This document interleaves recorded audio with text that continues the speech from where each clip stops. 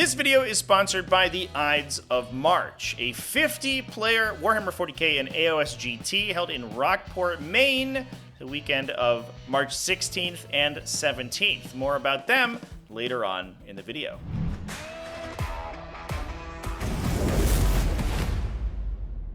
What's up, folks? Welcome back to TacticalTortoise. My name is Trevi, and this is another installment of Best Armies in 40k, the weekly video series where we go back through the past weekend's competitive events, talk about the armies that went undefeated this week. This is for the weekend of March 2nd and 3rd, 2024, and I am currently on the road.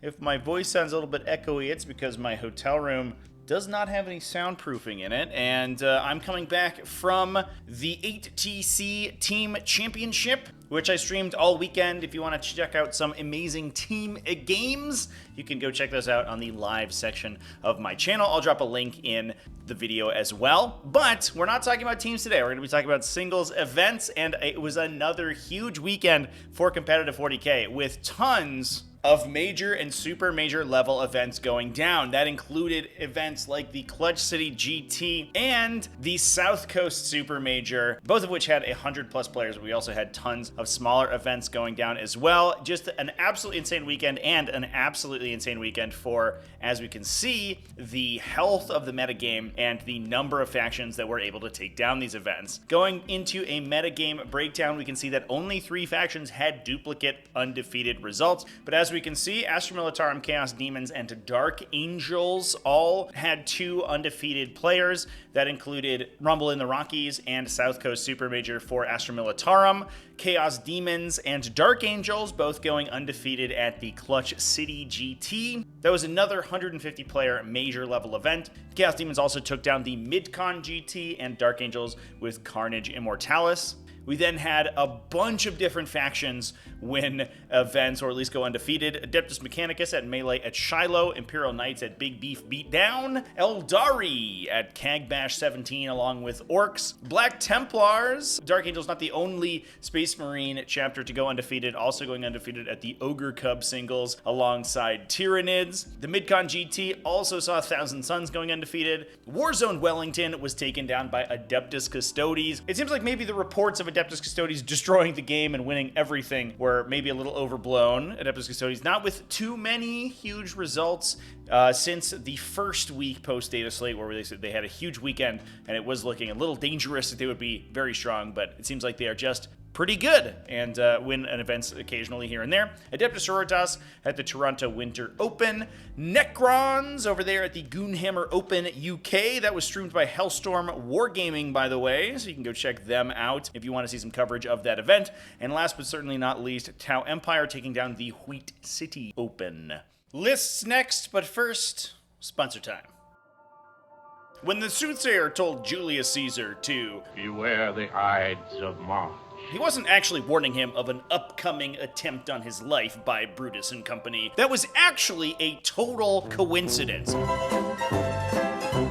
Instead, he was telling Caesar to beware the absolutely insane competition at this year's Ides of March GT, hosted by Treasure Trove Keep at the Samoset Resort in Rockport, Maine on March 16th through 17th. This year is the 2nd annual Ides of March event and boasts 50-player GTs for both Warhammer 40k and AOS, giving over $1,000 in prize support, including prizes for top 3 placings, best in super faction, as well as best painted. And speaking of painting, maybe there's a happy tree. He lives right there. There is also a separate painting competition being held at the same event for those folks who are more artistically inclined. The event is being held at the ludicrously picturesque Samoset Resort, right on the shores of Penobscot Bay, so you can enjoy incredible views while reminiscing about how hard you would have beaten Julius Caesar had he actually survived long enough to heed the soothsayer's warning about how good this event was gonna be. he is a dreamer. Let us leave him. And best of all, I'll be there too. The event organizers have asked me to travel out to the event to cover it, and I could not be more excited for the weekend. So visit treasuretrovekeep.com/Ides of March with little dashes in between the Ides of March part. That's important to get your tickets today. And I'll see you on March 16th and 17th in Rockport, Maine for some awesome tabletop gaming action.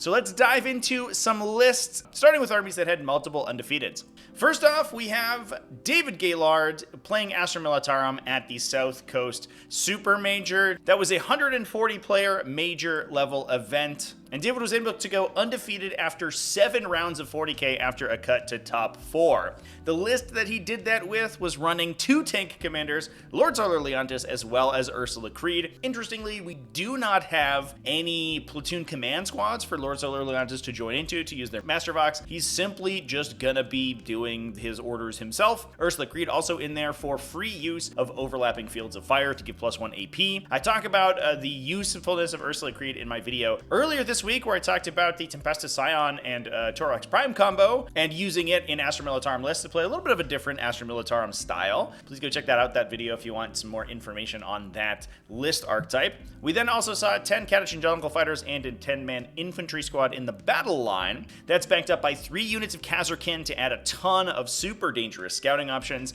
a unit of 6 Bullgrin to take the mid board, and a ton of artillery, 2 Basilisks and 2 Manticores sitting in the back to pound the opponent to death. We then had 2 Scout Sentinels to buff those guys, let them ignore the indirect fire penalty, and a Chimera that we can drop some of the scouts in to give a little bit more of an armored front line to the army. Overall, pretty standard Astra Militarum fare, very similar to what we've been seeing previously. This one has a little bit more focus on that artillery as well as on the Khazarkin units rather than multiple units of Bullgrin and more transports in the center, but definitely seems extremely effective. Moving on to Chaos Demons, I cannot tell you how excited I am for Chaos Demons to finally be doing well after the data slate. They got tons of points cut, as well as being a faction that was right on the cusp of being really solid, if a little inconsistent, and it is cool to see them doing well. We're going to go to the Clutch City GT, another major level event this weekend, where another David went undefeated. David Hall this time around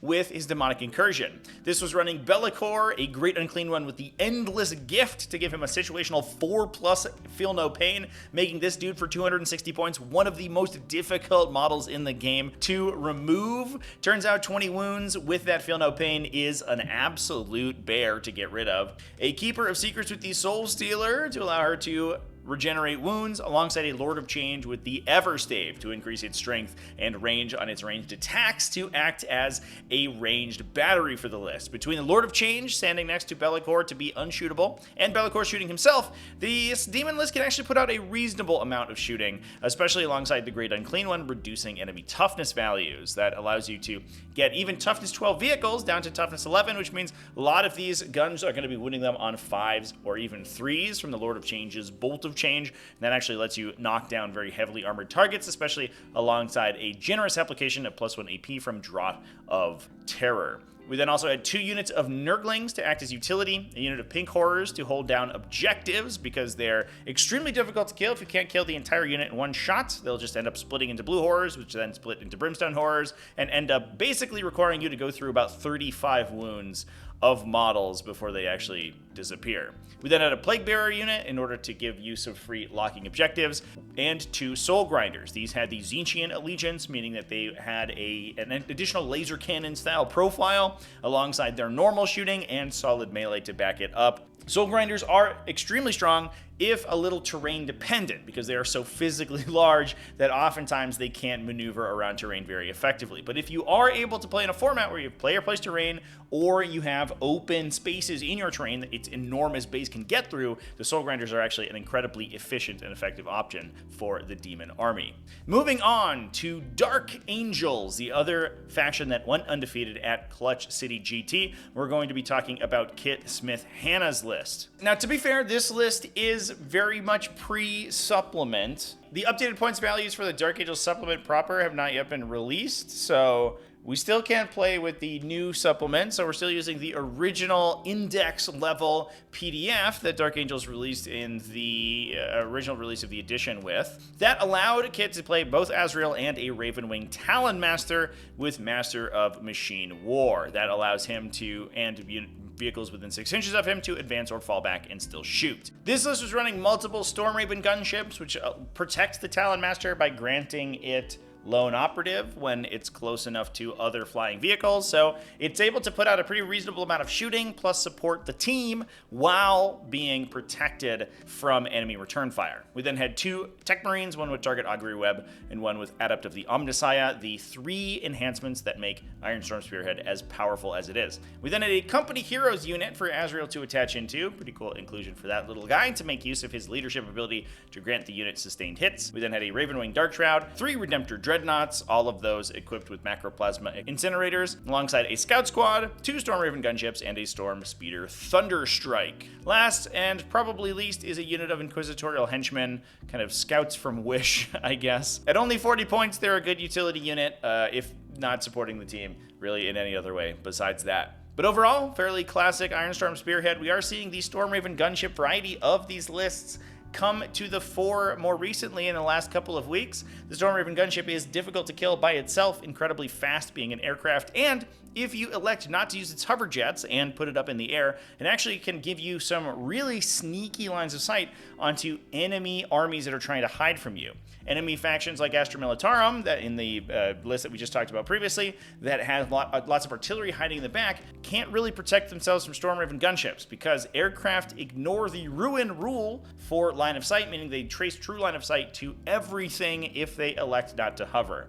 That means that these Storm Raven gunships can start the game off just blasting Manticores and Basilisks, even if they're hiding behind ruins. And with plasma cannons, multi-meltas, and their own missile launchers, they can do some significant damage there. They also have Hurricane Bolters for clearing infantry, and they can even drop off the Redemptor Dreadnoughts on the first turn to either deliver them to the battle or give them a little bit of an extended threat range in the early game. A super duper useful combination between the Dreadnoughts and the Storm Ravens, and it helps that they also have a built-in -1 damage effect themselves, so the front line that you're presenting your opponent has a very similar defensive profile across the board. So D3 damage or 2 damage weapons are very, very bad against this style of list. They don't really have any good targets that they can try to find. So we'll stay with the Space Marine theme and move on to the Ogre Cub singles, where Wojciech Sistecki went undefeated with Black Templars, also running an Ironstorm Spearhead. But the Black Templars Ironstorm Spearhead has a very different benefit, that being that a lot of its vehicles can mount multi-meltas on top for an extra 5 points, taking the Black Templars variant, although we did only do that once in this particular list. Wojciech was running a Castellan with the Flesh is Weak to make him harder to kill, alongside High Marshal Helbrecht, a Tech Marine with the Target Augury Web, and another Tech Marine with Adept of the Omnissiah. Those guys were supporting a Black Templars Valiant, giving him a multi-melta alongside the multi-meltas that were sponson mounted on the normal Valiant. A Gladiator Lancer with no special upgrades, just a factory standard Lancer, as it were. 1 Infiltrator Squad to protect against deep strikes, alongside a Land Raider Redeemer to house a big unit of 10 Primaris Sword Brethren, 2 Repulsor Executioners, and a couple of utility units in 2 Scout Squads, and a unit of Vanguard Veterans with jump packs. Those guys taking Inferno pistols to add a little bit of additional anti-tank shooting to the army. I talked on stream recently about how effective the Repulsor Executioner is in Ironstorm Spearhead. They get floating rerolls from the detachment ability for their laser cannon, alongside the use of Mercy's Weakness to give critical 5-ups against a damaged enemy. Means that all of those enormous numbers of attacks, about 30 small arms attacks from the Repulsor Executioner, are all going to be getting sustained and lethal hits on a 5+, which is an absolutely ludicrous amount of damage from this little weapon systems that you don't actually typically expect much damage from. Really, the Ironstorm Spearhead kind of supercharges every single attack profile that the Repulsor Executioner has, and makes its 220 points go a really long way when it comes to damage output, especially against enemies that don't have phenomenal armor saves. Now we can stay with the same event, which also had another 5-0 player, Marek Vlinka, going undefeated with Tyranids, playing a classic invasion fleet. This list was running Death Leaper, a Hive Tyrant with adapted biology to give him a Feel No Pain, alongside a Neuro Tyrant. We then had 2 units of Gargoyles, a single Biovore to score, 3 Exocrines, 3 Maleceptors, 2 Neurolictors, 2 Pyrovores, and a newly discounted in the data slate, Trigon. The Trigon is an incredible inclusion, especially in Invasion Fleet, because it has so many kind of mid-weight attacks. They're low strength and mid AP, but 3 damage apiece, which makes it very good at killing enemy heavy infantry. The problem with the Tyranid monsters is usually delivery. Trying to get them into melee is super tough, but the Trigon actually has the Inceptor style meteoric descent roll, so it can actually jump up 3 inches away from people when it deep strikes, meaning that it's not only very good at scoring secondaries by itself and helps benefit the gargoyles and the biovores when trying to score secondaries that your opponent is very carefully screening out, but you can also rapid ingress it right up next to a squishy enemy unit that can't necessarily threaten the Trigon. Your opponent shoots at it with their bolt guns or whatever, and then the Trigon on your turn just goes and kills them because it's 3 inches away and makes a super easy charge. And especially against infantry, getting sustained hits, so it gets more of those big 3 damage attacks, or even when you're in the vehicle mode of the Invasion Fleet detachment ability, can get lethal hits against vehicles, which makes up for the fact that its strength is kind of mediocre. If you're able to ever get it into something with the Neurolictor aura active to give it +1 to wound, the fact that it makes so many attacks makes the +1 to wound go really far. Pretty cool to see the Trigon seeing some success in Tyranids. Otherwise, this is a relatively standard Tyranid list, focusing on those Exocrines and Maleceptors, the best fighters in the Tyranid Codex. Now, speaking of factions that we haven't seen too often at the top table, at least in the last couple of weeks, we have Adeptus Mechanicus. Peyton Priest taking Adeptus Mechanicus at the Melee at Shiloh event to a 5-0 record with some extremely high-scoring wins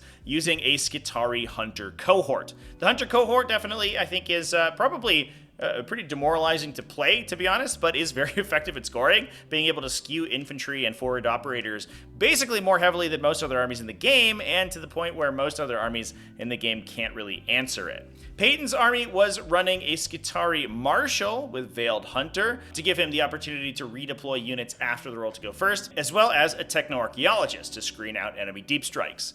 Interestingly, those were the only characters in the list. Oftentimes we see the Skitarii Hunter cohort pushing Skitarii Marshals as far as it can, sometimes with 3 Skitarii Marshals and 3 Techno-Archaeologists and even some Agents of the Imperium characters. But this list is not doing that, and as such, then does not give up many points on assassination. We then had a characteristically packed battle line with 4 units of Skitarii Vanguard, 2 of them riding in Scorpius Dune Riders, 3 units of Iron Strider Ballistari standing behind them, and then tons of Tyraxi and Sicarians. We had 2 units of Sicarian Infiltrators to act as forward operators and body block the opponent in to prevent them from moving up aggressively on those Iron Striders or screening out the Tyraxi. We then had 3 units of Tyraxi Sterilizers with their flamers and rerolls against enemies on objectives if they are near battle line units. We then had 3 units of Sidonian Dragoons to back up those infiltrators and act as a melee punch, a Calidus Assassin to add a little bit of additional utility to the list as well. Those Sidonian Dragoons and Iron Strider Ballistari are all extremely effective, able to get a Feel No Pain from the Bionic Endurance stratagem.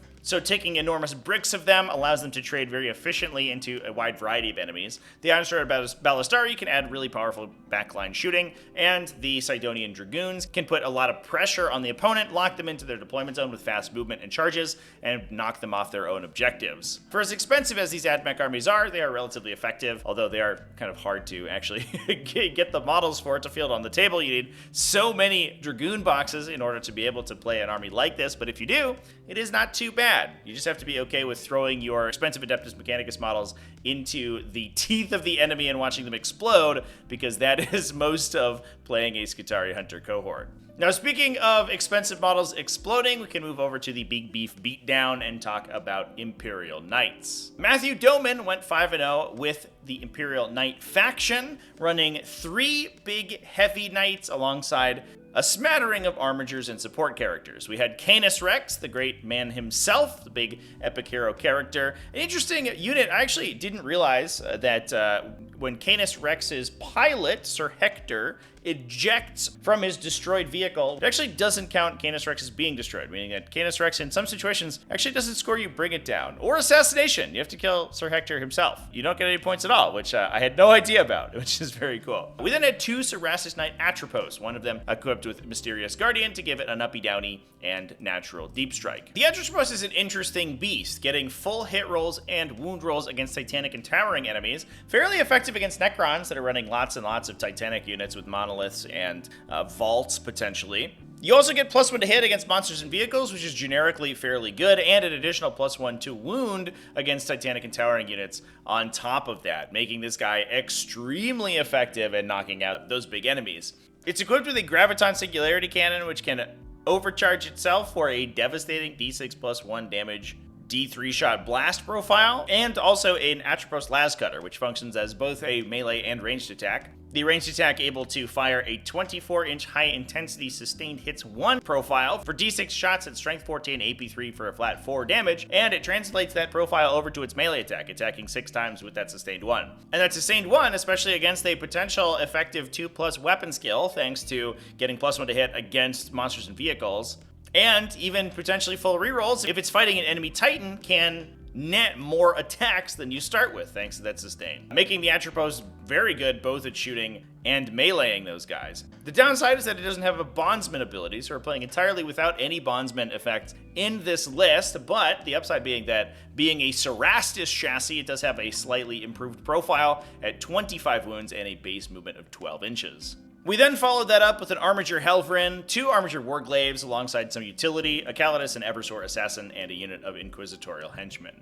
Super cool to see the Cerastus Knights on the table. I know, especially after the Lancer saw some nerfs after losing access to its own Bondsman ability and being relatively slow. We didn't really see Cerastus played too often, but the Atropos, not really relying on a Bondsman ability anyway, and simply just being effective against enemy vehicle profiles, especially with the new floating reroll mechanic that the Noble Lance has access to, seems incredibly effective, if fairly expensive. Now with that, we can move back over to a Xenos focus, looking at the Cagmash 17, which was taken down by Aeldari. Folger Piles returning with an undefeated record with the faction, running a battle host led by an Autarch Wayleaper with the Phoenix Gem, an Avatar of Cain, a Farseer, and Fugan. We then had a Falcon packed with Fire Dragons, 2 units of 5 Shadow Spectres, a D-Cannon support weapon platform to add some indirect fire, 3 units of Swooping Hawks for utility, 3 Warwalkers for some forward Operation Bright Lance action, and 2 units of Warp Spiders, both for their ability to move 24 inches and score secondaries, and also just shoot people to death with devastating wound torrent weapons.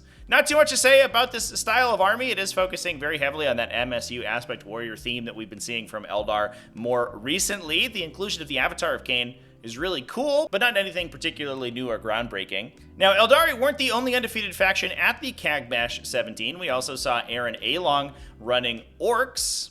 Aaron was taking a big mech in mega armor with super cyborg body to give him a feel no pain. That guy was joined into a unit of 5 mega knobs to give them an invulnerable save. We also saw Captain Badruck in a unit of 10 flash kits, Mazrog Scragbad, the great man himself, riding his great white squig, and a knob on Smash a Squig, joined into a unit of 6 Squig Hog boys. But that is not the entirety of the list. If you'll notice, there is a lot of points remaining, and those points are being taken up by a pair of Gargantuan Squigoths. Now, if you haven't seen the Gargantuan Squigoth profile, it is absolutely insane. This guy is basically a Knight Plus style profile. He doesn't have amazing saves, only a 3+ base armor save, but toughness 13 with 30 wounds and a ridiculous OC value of 12. The big benefit here is that it is a very defensive profile, but it is not in fact a vehicle, being a big monster instead. That means that you can target it with art as nails to give it -1 to be wounded, meaning that like 99% of the attacks in the game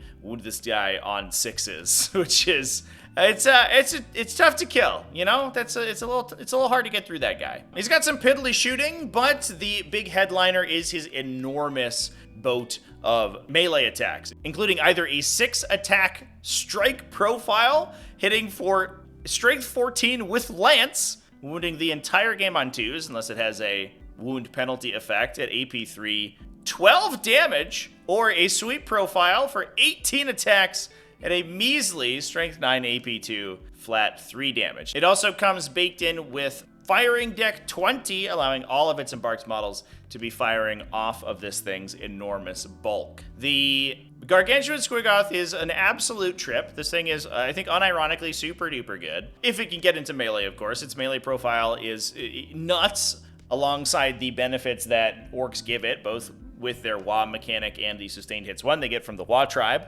The downside, obviously, is the enormous points value of the Squiggoth, although comparing it to many Knight equivalents, it's actually not that huge, especially with the synergies that the WA tribe has with it.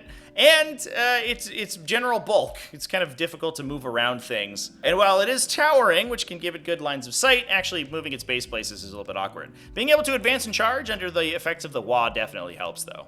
Pretty insane list. It's cool to see Gargantuan Squiggoths see a little bit more play. I think they're a little inconsistent compared to the standard style of orcs that we typically see, running lots of vehicles and infantry units alongside a lot of scoring capacity. But this list in particular, running 2 of them, definitely I think goes to show that this archetype has legs, 4 legs that are enormous and can squish all of the other puny runts that the army is fighting into pancakes. Now, speaking of pancakes, let's move on to the next event, the MidCon GT, which had 2 undefeated players, one of them being Chaos Daemons, which we've already talked about earlier on in the video, the other one being the winner of the event, Alexander Jessen, playing Thousand Suns, a man after my own heart.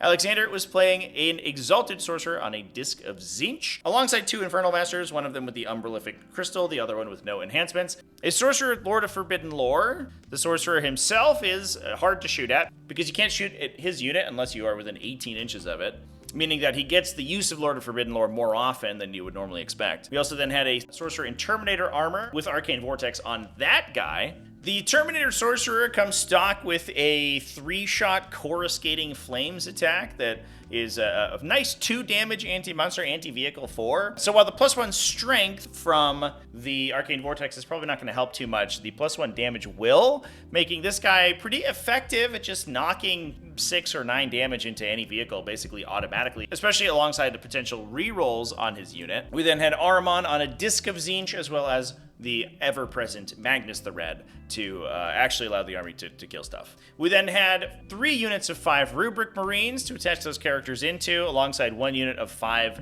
Scarab Occult Terminators for the Sorcerer to jump into. Kind of nice to see a small variety of Scarab Occults. The Scarab Occult Terminators are very effective, but the big unit of them is extremely expensive, 430 points for a unit of 10, and they do need a lot of support to actually make those points back. Usually, the army becomes just a question of whether or not you can get value out of the Scarab Occult Terminator brick if you have all 10 of them, and if you don't, you just lose. But only having 5 means you get a lot of the benefits of their maneuverability, survivability, and damage output without having to actually put the investment into the full unit of 10 that you would probably lose a couple of on the way in anyway. We then had tons of utility units, a unit of Cultists alongside 2 units of Zangor Enlightened, and last but certainly not least, a Mutalith Vortex Beast bringing up the rear for this build. Definitely, Thousand Suns are sort of slowly becoming the Mutalith Vortex Beast show, as those guys remain one of the toughest profiles in the faction to kill, and have some pretty devastating attack profiles as well,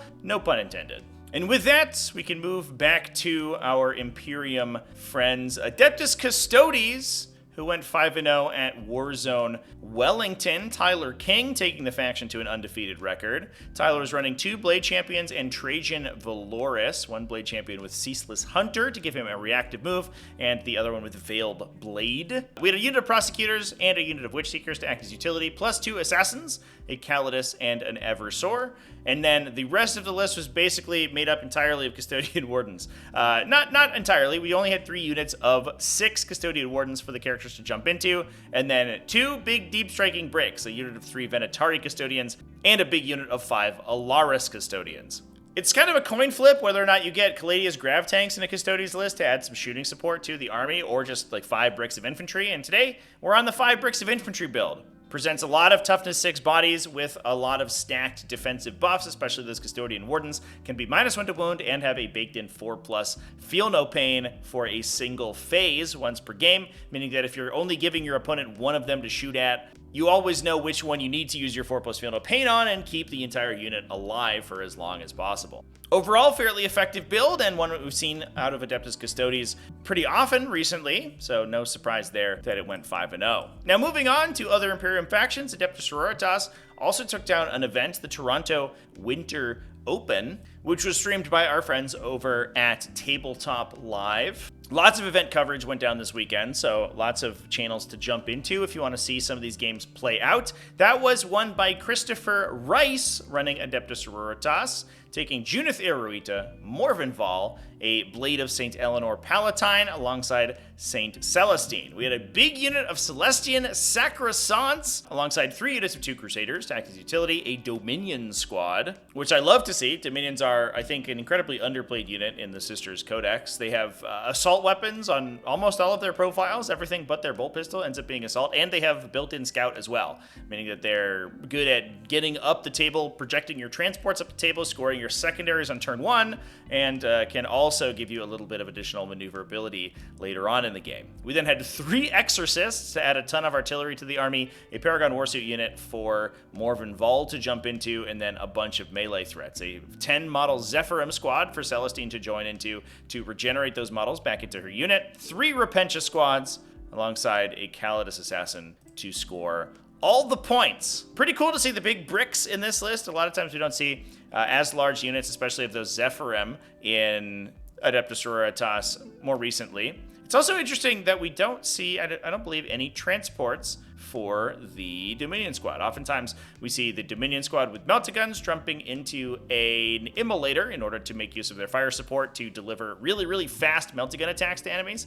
The Dominion squad could also be where we're putting the Palatine, I guess, to be fair, as well. But with no transport for them, they are just ground pounding it up the table, which can make them potentially get hit by anti-infantry shooting before they get to commit those meltaguns. Although, I will say that scout moves do let you take advantage of mid-board terrain much more easily. So it's actually probably not too hard for that Dominion squad to get up to a position where the opponent can't kill them if the opponent goes first and gets good lines of sight to the front line of the Sisters deployment zone. Those Dominion squads are already not going to be there thanks to that scout move, which definitely helps deliver those meltaguns with potential lethal hits from the Palatine if that's where she is joining into. Just a couple more lists to talk about. We're going to move on to the Wheat City Open, which was won by Logan Antonation, running a Kauyon led by Commander Shadowsun. Interestingly, this is a very different list than tile lists we've been seeing recently, which focus very heavily on Riptide and Crisis battlesuits. This one is running